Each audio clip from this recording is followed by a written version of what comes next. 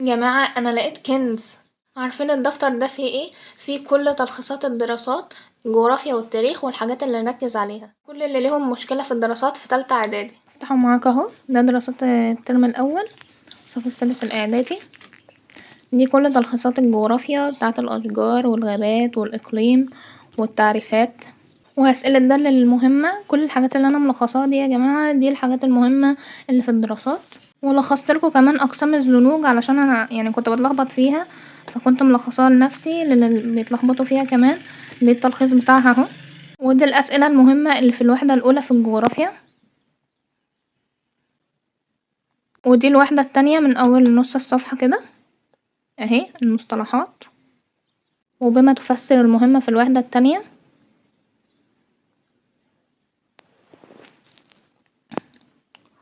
وما النتائج برضو المهمة، دول بما تفسر ودول ما النتائج. ما اسئلة ما النتائج اهي.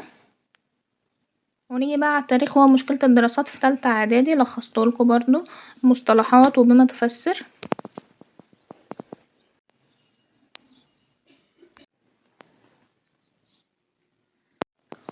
ودي يا جماعة اسئلة الوحدة الرابعة.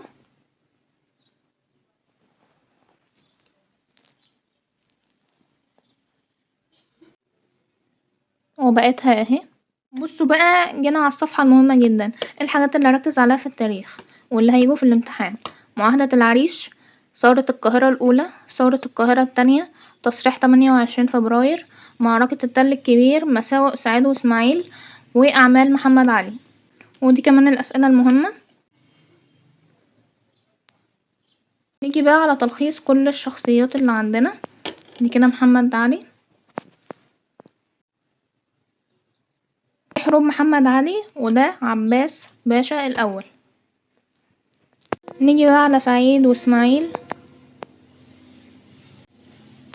واهم الاسئلة برضو. دي اخر اسئلة معانا اهي.